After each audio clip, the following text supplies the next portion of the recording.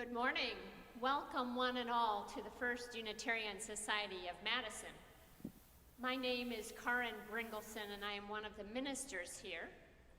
I'm honored to be part of this morning's worship team, which consists of the Reverend Doug Watkins, Reverend Kelly Crocker, Drew Collins, Linda Warren, Marilyn Chohaney, Philip Delaquest, and Daniel Carnes. As Unitarian Universalists, we are called by love to cultivate relationships, to nurture mind and spirit, and to grow justice in the world. We are doing this together in this time of live-streamed worship as we remember the love, compassion, and resilience that live within and among us. We may be isolated, but we are never alone. In this time of physical distancing, we are creating space together for the community, and we invite you to keep that community building going after our service by joining our virtual coffee hour. We'll give you more information about that later in the service. In a moment, we will be lighting our chalice here, and I hope that you, wherever you may be, will find something to light, be it a candle or an app on your phone. Whatever you choose, may the fires of our chalices burn brightly throughout our wider community. Today we will be sharing our joys and sorrows in the service, so if you have something you would like to have shared aloud, please type that into the chat in the YouTube or email Reverend Kelly at kellyc@fusmadison.org. I invite you now into a time of centering silence, a time for a couple of deep breaths, just to become fully present in this moment together. Make yourself comfortable wherever you may be, and I invite you to notice your breath as together we breathe in and take a slow exhale out. One more breath in.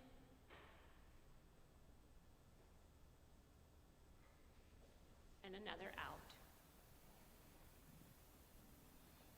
And now for a moment of quiet together.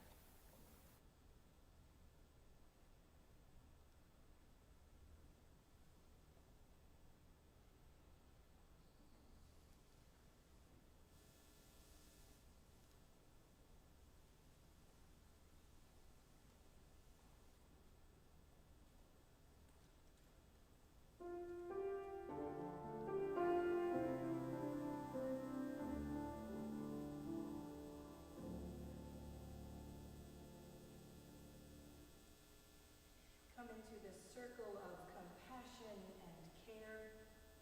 Bring your worry and your wounds, your longings, your hope.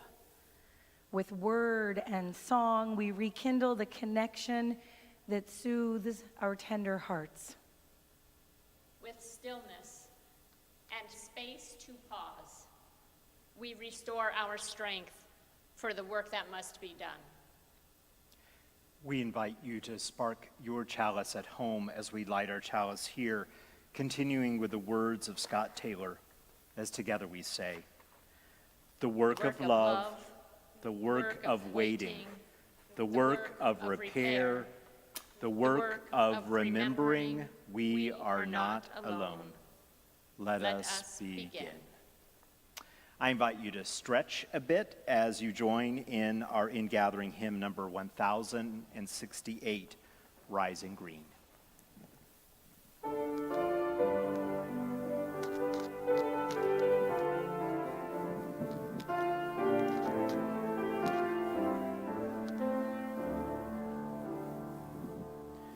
Thy blood doth rise in the roots of yon oak, her sap doth run in my veins, boundless my soul like the open sky, where the stars forever have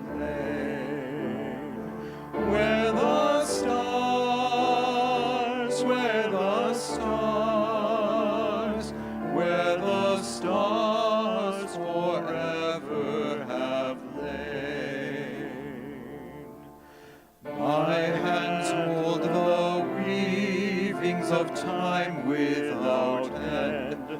My sight as deep as the sea, beating my heart sounds the measures of old, that of love's eternity, that of love, that of love, that of love's eternity.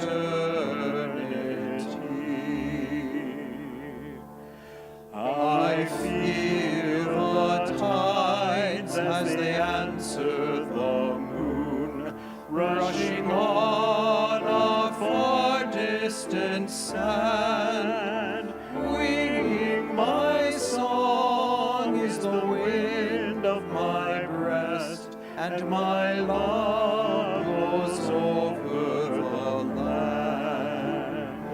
And my love, and my love, and my love goes over the land. My foot carries days of the old into new. Our dreaming shows us the way.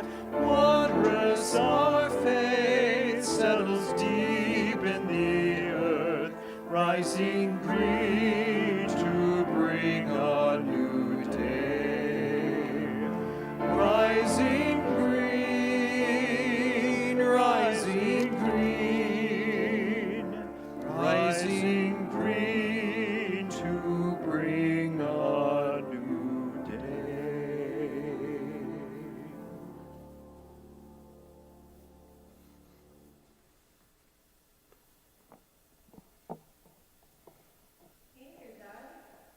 Yes, Kelly. You have a backpack with you today. What's that all about? Well, perhaps you have heard that I'm preparing to move to Florida to begin my next ministry as an interim minister with a congregation there. And much like I did when I arrived here, I unpacked some things that I would use while I was here in Madison. And I will take some things back with me. There are physical things that I will take, like books or files or mementos, but there are other things that I will take too. I'm packing some important things into my backpack to remind me of what else I carry. People will often ask me if it isn't really tough to move on a regular basis. And it is true that change is always difficult, but it is also exciting and full of possibility. And it is important for me to remember to take some things along that do not change. And these are things like friendships and experiences and memories that are important and that I want to remember as I journey on. Things that remind me in the new place of important things. They remind me that I will meet so many new people, I will learn many new things, I will discover a new place. And what I bring with me, what gifts I have, that I can use those to help me. And this is actually true for all of us as well. And not just when we move someplace, but in all times of change. The things that are with us are important. And so I will symbolically pack some of them and unpack them in thinking here with you. It's almost time for me to leave. And so, for instance, I want to take with me my photo album. It reminds me of my past and the gifts of what I have learned, but most of all of the relationships that stay with me. And it reminds me that the people that I know and love most were once new to me, as the people in the new congregation will be. So I start with my most recent photos that remind me of Madison and the wonderful and lovable people here. Or, for instance, I think back over time of working in Ann Arbor and working with a worship team there Or I think about Bloomington, Indiana, and the very first worship service, which was a circus-themed service. But then there are even older photos and lessons from back when I was very young, such as thinking back with me and my dad, something that's even older than I can actually remember, but some part of that still lives within me now, and I will bring it all with me. But there is more that I take everywhere that I go, and so do you. And so the compass reminds me of the need to check my sense of direction. And it's never going to be an exact direction, but a broad sense of where I need to go. And I have my own inner compass that I take with me that asks me if I know where I'm going in my own life. You have that compass too. I remember the importance of the mirror, and so much of my ministry with a congregation is to reflect back what I am seeing and ask people if this is what they want to show the world. But I can also look very honestly at myself and the things that I know truly and deeply about me that make me stronger in every way, and that is true for all of us too. I remember the importance of carrying with me a sense of strength, and one of the greatest places of strength is from the power of creative words, and especially music. Every time I make a change, there is a scary part of it, but change always allows me to connect with the creative spirit in the world. And I remember how people throughout the ages took that spirit and created beautiful things that stay with me. And so the hymnals remind me of that place. And I take with me a bit of illumination into the murky places to see what truths might be hiding that need to be talked about and explored. And so the lantern reminds me to look closely at all that is around me.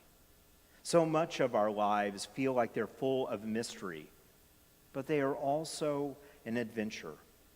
And the more that I respect that there is mystery, but also think of what I am doing as an adventure, the more that I'm likely to be able to find the courage and the joy and the connection that I want.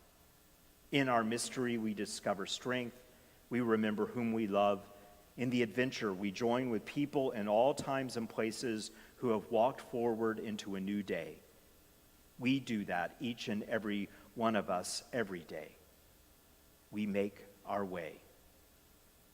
I invite us to sing hymn number 194 as we think about the ways that we are journeying in this world.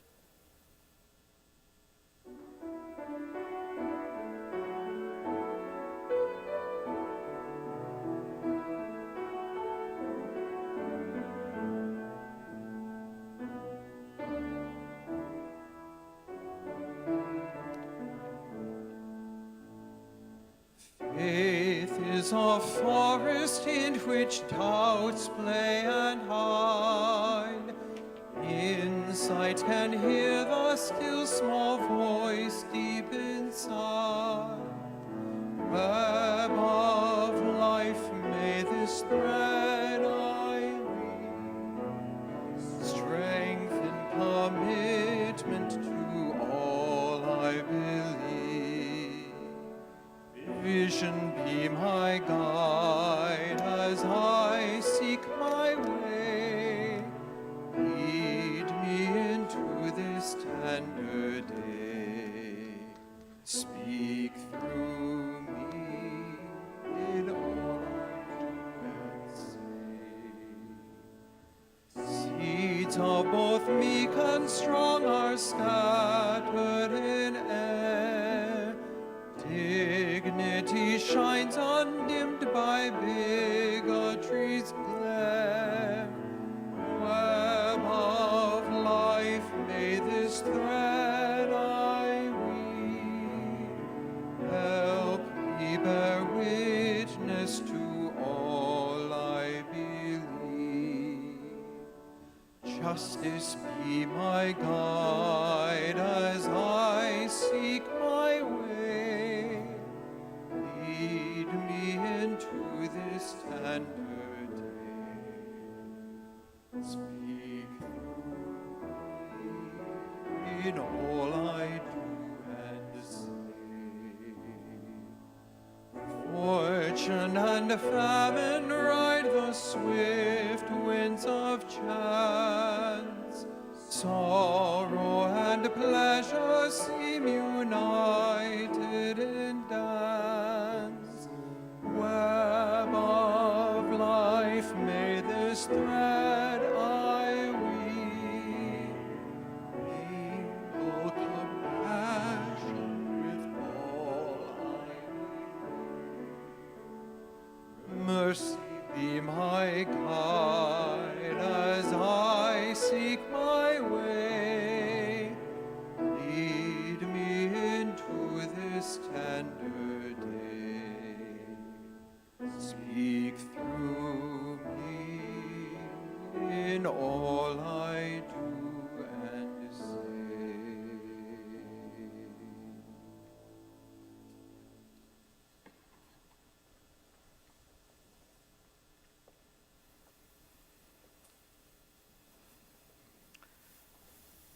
There are just times in the world where I think it is important for us to spend a few moments in deeper reflection and in meditation and in prayer. And sometimes we create special spaces to do that work. This has been a hard week in the midst of so many weeks and months of difficulty in both the world and here in Madison. In the world and in the larger world of the United States, we continue to be aware of the new spike of COVID cases, and Dane County certainly has its share of an increase in the virus being amongst us. And many of us have spoken about how deeply disturbed we were with some of the violence earlier in the week in the Capitol Square, and some of the things that don't represent the sense of peace that we want to bring in the midst of incredible change. And so we offer a prayer for that greater sense of peace, of connection. May the power of love and strength be with us and guide us. And we light this candle for Althea, member of our community who many of us are holding in our hearts this morning. May she feel the care that surrounds her. May she know that she is held in the arms of beloved community. And I ask you now to join me in a moment of prayer with these words from Margaret Weiss. Holy One, our hearts are weary, are tired, and are breaking. Our hearts are stretching as they are pulled and pushed, bruised and battered by suffering, brokenness, and pain. Our ears are ringing with words of anger, with yells, ringing with the affirmation that Black Lives Matter, again and again, until this idea is manifested in our legislation, our communities, and our hearts. We have heard stories of equality and justice, but our eyes burn from the instances of inequality, racism, and injustice that illustrate we are far from where we hope to be. Our mouths speak words of hope, courage, truth, and at times we find that words do no justice. The brokenness is too big. Our bodies, our collective bodies built for lifting one another up, built for holding each other in love. They're being used against one another as weapons, and the ammunition is hatred and fear. Spirit of life and love, in this time of dissonance, in this holy time of urgency to speak, may we find our voice. Help us to see beyond brokenness to a time of healing and blessed community. Help us to remember that the only journey toward healing is one that is paved with humility, acceptance of responsibility, and counteracting complacency. Ours is not a solitary journey, but one taken together, bolstered by deep listening and deeply rooted in love. May we find the strength needed for the journey here, in this place, and in all the places where people gather for love, for humanity, for justice. Blessed be, and amen. Amen.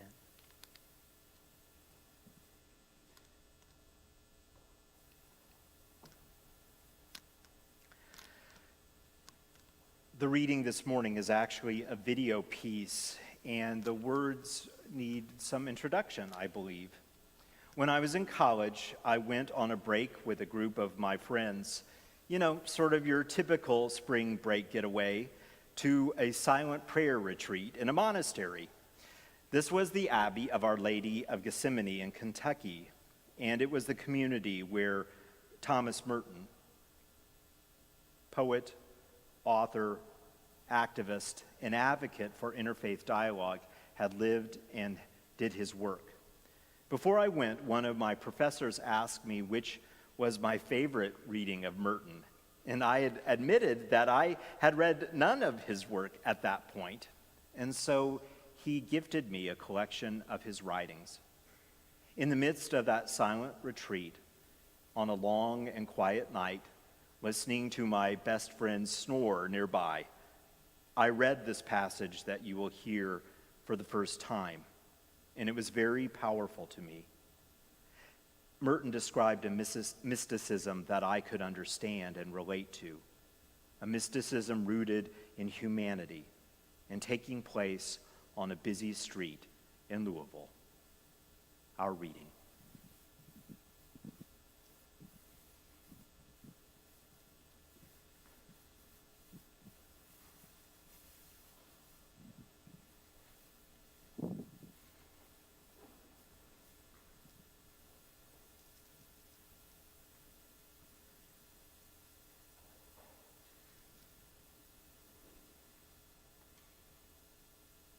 That they were mine and I theirs, that we could not be alien to one another, even though we were total strangers. It was like waking from a dream of separateness, of spurious self-isolation in a special world. This sense of liberation from an illusory difference was such a relief and such a joy to me that I almost laughed out loud.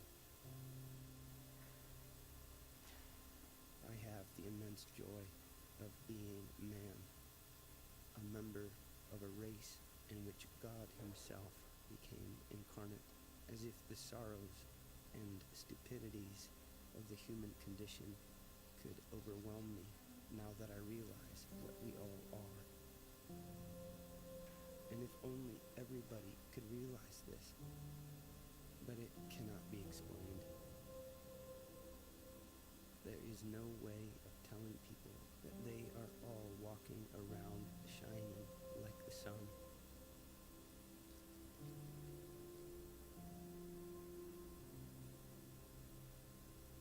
Then it was as if I suddenly saw the secret beauty of their hearts, the depths of their hearts, where neither sin nor desire nor self-knowledge can reach the core of their reality, the person that each one is in God's eyes.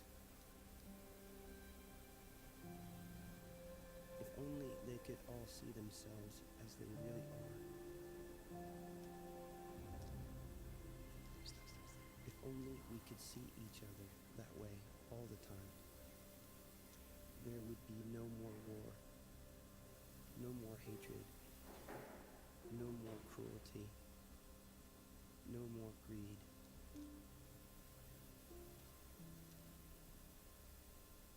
But this cannot be seen, only believed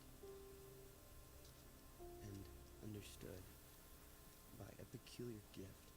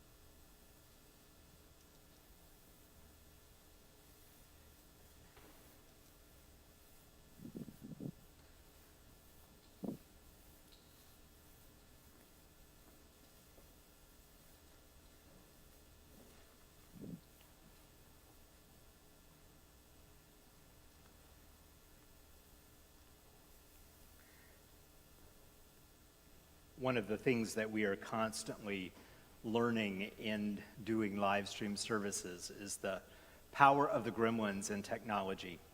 My understanding is there was no sound in that last clip, so I will read the text. It sort of is the center part of my sermon. Thomas Merton wrote, "In Louisville, at the corner of 4th and Walnut, in the center of the shopping district, I was suddenly overwhelmed with the realization that I loved all of these people, and that they were mine and I theirs, that we could not be alien to one another, even though we were total strangers. It was like waking from a dream of separateness, of spurious self-isolation into a special world. This sense of liberation from an illusory difference was such a relief and such a joy to me that I almost laughed out loud. I have the immensity of joy being man, a member of a race in which God became incarnate, as if the sorrows and stupidities of the human condition could overwhelm me now that I realize what we all are. And if only everybody could realize this, but it cannot be explained. There is no way of telling people that they are walking around shining like the sun. Then it was as if suddenly the secret beauty of their hearts, the depth of their hearts, where neither sin nor desire nor self-knowledge can reach, the core of their reality, the person that each one is in God's eyes. If only they could see themselves as they really are. If only we could see each other that way all the time. There would be no more war, no more hatred, no more cruelty, no more greed. But this cannot be seen, only believed and understood by a peculiar gift. Many years ago, in one of the more difficult times in my ministry, I found myself thinking about Thomas Merton's words again. And so I made a little pilgrimage to Louisville and went to that street corner that he referred to in that passage. And I don't know what I expected, but when I got there, it was right truly in the heart of the city and just outside of an urban mall. And that sacred place, sacred at least to me, was announced by a plaque larger than most road signs. But on that plaque, I read part of that quote that had changed me so deeply by illuminating what I already knew is one of the most essential truths. And as it was then, it became true to me now. It did not require the soaring wonder of snow-capped mountains or the deep mystery of the forest, but the hustle and bustle of the city and the wonder of looking around and seeing the power of what is in our lives now is sacred enough.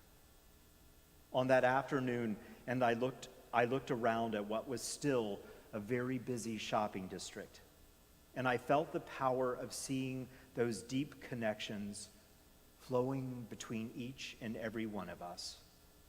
And it felt very important and healing and exigent to be on that corner. It felt like a deeper truth that I was already in a circle of care and compassion, whether it was fully realized or not. In this time, I am so aware of the power of that lure into the circle, and yet so very aware of how often we lose our way. In this week, when I think about the spikes of the virus and the new level of violence in the Capitol and the very personal violence against someone that we care for deeply, I'm aware of how we must renew, each in our own way, the power of that call into a circle of compassion and care. We need to know more, I believe, about what compassion actually is about. We use it so often, and very often without real consideration. As I prepare to leave my service with you and move on elsewhere, what I wish for you most, lovely people of FUS, is to find a particular kind of compassion as a core spiritual practice for your community making.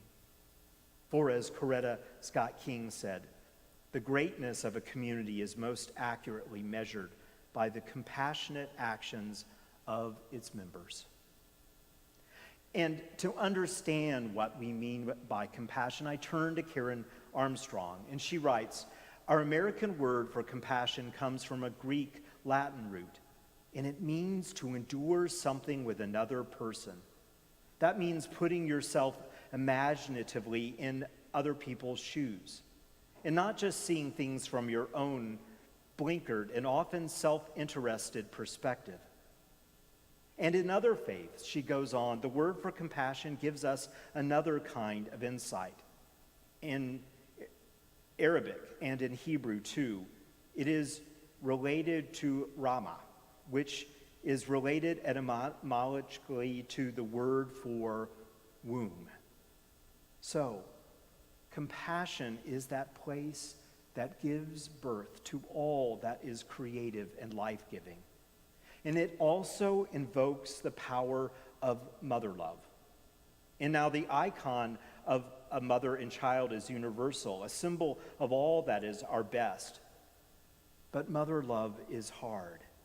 A mother has to get up every night for her crying child, no matter how exhausted she is. So if we come from that place of looking for the common thread, if we allow ourselves to try to use our imagination to wonder what it is like in someone else's life, if we feel this deep sense of mothering and parenting and amazing abundant love for the planet and the people on it, if we take that to view the world around us, it asks us to understand our relationship to all that is in a very powerful way. And there are so many ways that how we live each and every day become a lived example of that. The way that we treat the people closest to us, our family and our friends, that is an example of how we live out compassion. How we understand our political stances and how they invite us to see each other more fully, that is an act of compassion. Even what we choose to do in our daily transportation, in the way that we make our way into the world, where we choose to live, all this and so much more may be understood as a compassionate act. And if there was ever a time in the history of the world that connecting the dots between our daily choices and this deeper sense of connection mattered, it is now. To choose to wear a mask in the right spaces to protect others, to understand the choices that we make to reinforce the systems of racism that come down to some very personal and daily actions, to see those choices as experiences of journeying into each other's lives, trying to imagine what it would be like to walk in each other's shoes, for understanding how deeply connected we are. In these days, in this time, in our entire lifetime, can you honestly imagine a moment that makes compassion more important than it is now? I cannot.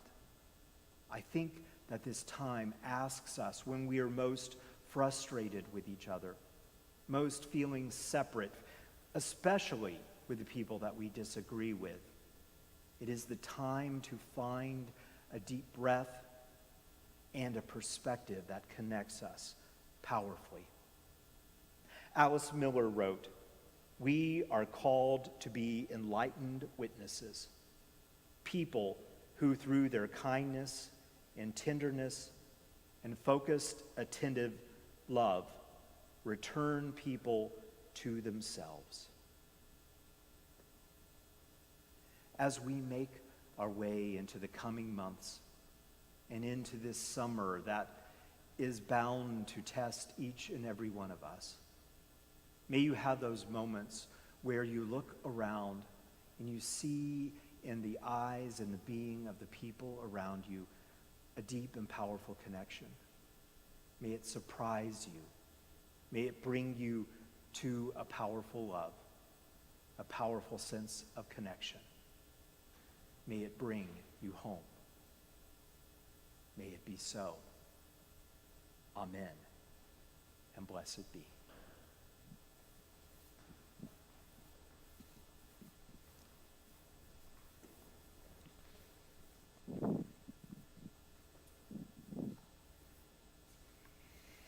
Our offering today will be shared with the Boys and Girls Club of Dane County, whose mission is to inspire and empower all young people, especially those who need them the most, to reach their full potential as productive, responsible, and caring adults. We are grateful for their good work in our community, and we are grateful for your generosity.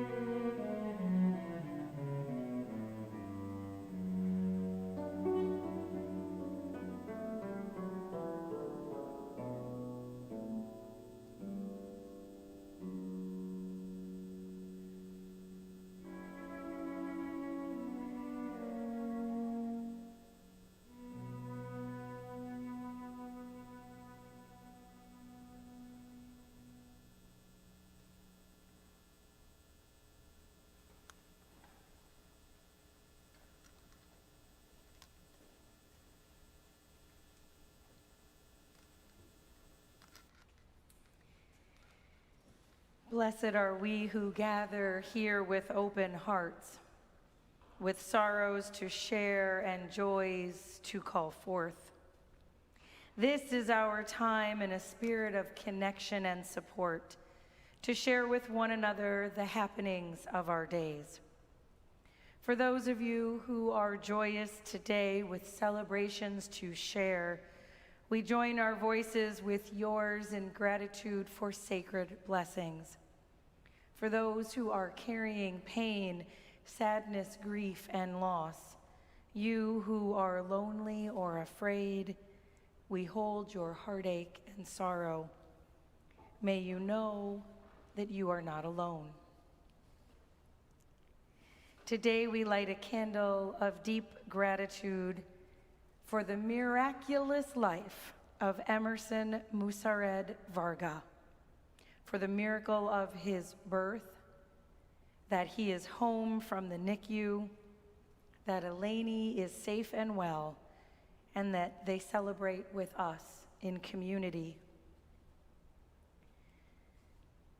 We light a candle of sorrow for Mark Kell, brother of Amy Kell, who passed away suddenly on June 8th. And we light a candle of memory and of loss for Tim Harrington, who passed away last week, with gratitude, surrounded by his loving family, reaping the rewards of a life well lived. And we light one last candle for all the joys and all the sorrows that haven't been spoken, but which remain in the silent sanctuaries of our hearts. These joys and griefs, spoken and unspoken, weave us together here in the fabric of community. May we be ever grateful. Amen.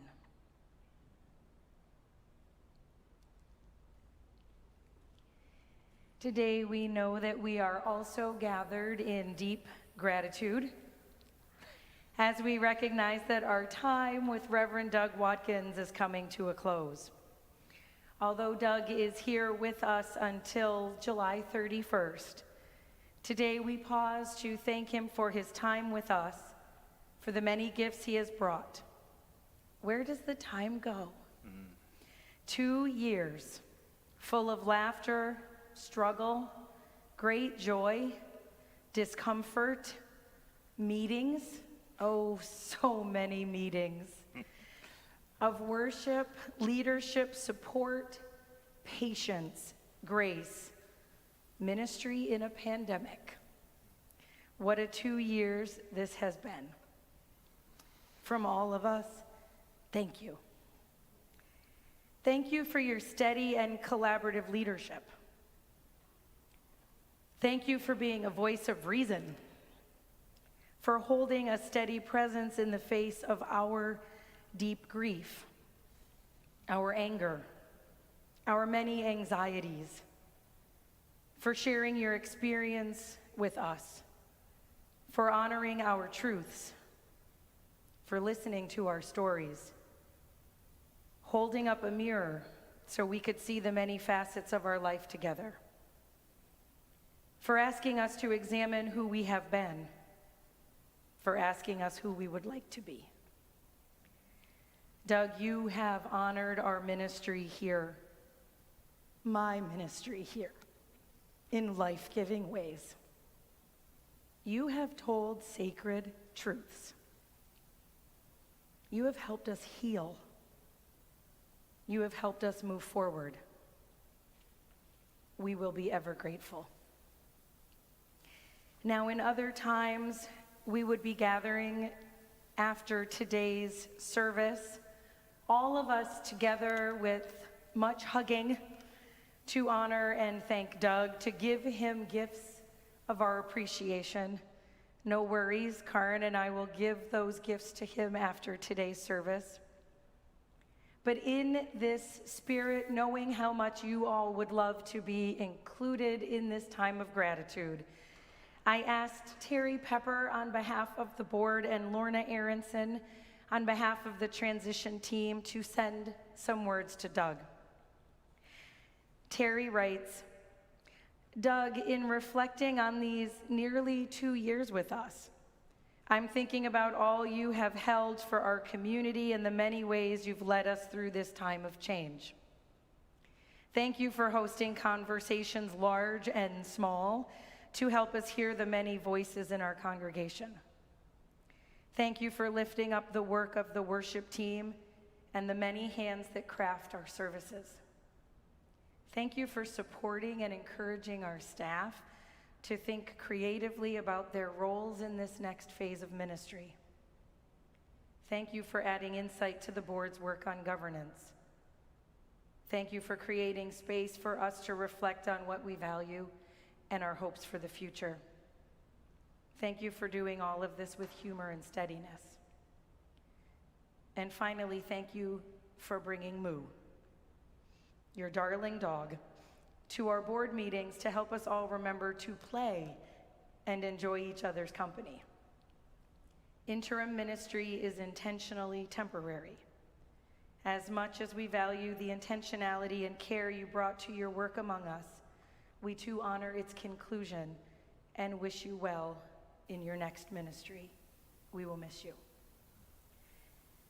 And Lorna sent us these words from the transition team. The transition team invited people to send you messages, and rather than review your work from the point of view of the transition team, it seems more appropriate to use some of those messages we received to reflect the deep gratitude of this congregation. You'll get the full messages yourself, but what follows is an attempt to capture the words in the Spirit. People spoke about your soft manner, your quick kindness, your grace, and your wisdom. They expressed gratitude for your calm demeanor, non-anxious presence, integrity, diplomatic approach, respect for a diversity of opinions. You reminded us we are more than just our intellect. You encouraged us to fully embrace our full humanity. You modeled a collaborative approach to ministry, both the professional ministry, that kind with the big capital M, and the ministry that we do with each other as staff and lay leaders and members of a loving community. Your messages connected our community's mission and challenges to how we live our personal lives. In the words of one, your sermons helped me to realize the who I am. Help me realize what I value can be powerful and shared with others to inform our future. You encouraged us to look inward and outward, look at our history, our place in this community outside our walls. You asked us hard questions. You provided opportunities for us to talk to each other, face to face, eye to eye, to explore answers to those questions. People also recognized that we didn't make it easy for you. And though this ain't your first rodeo, you got plenty of curveballs thrown your way. Transitioning an opinionated congregation like ours, with what one person described as all of its controversy and stubbornness, was described as the daunting task of herding cats. Pandemonium and pandemic were two words one member used to characterize your time with us. We are changed by your presence among us. Just as you brought with you the depth of knowledge gained through your work in ministry, we know that you take with you all that you've learned from your time here. We are deeply, deeply grateful for your gifts of wisdom and patience. We wish you peace and good health in this next congregation and forever after. Doug, our heartfelt thanks to you today and all the days to come. May your ministry continue in the ways of peace and truth and love. Know that you are taking our blessings with you as you go.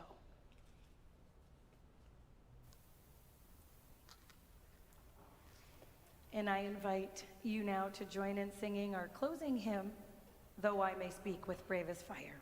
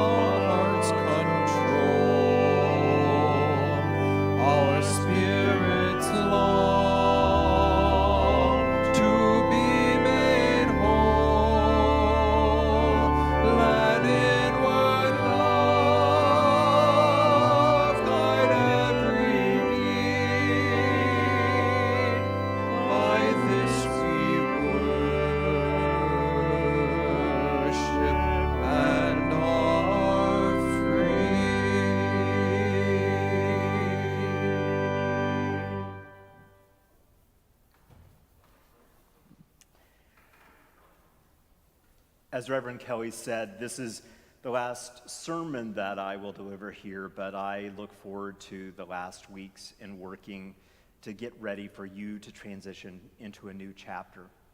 Thank you for your kind words and your hard work together. Earlier, I showed you some of the things that I will take with me, but there is at least one very important thing that I will leave behind. Before I leave, I will return the key that you gave me, the symbol of welcome and opening doors, of being invited to come inside and make this place mine for a while. Before I leave, I will return the key you so lovingly offered to me, and it will be in turn offered to Roger Birchhausen, trusting that you will offer him welcome and space to bring his gifts, do his work with you, and in his own way come to love you. This is my hope and my blessing. Give him the key, the welcome, the open mind and heart. Make memories together that will live in your life for years to come. We extinguish this chalice, but not the light of wisdom, not the warmth of true community, not the fire of our commitment. These remain until we gather in this place again.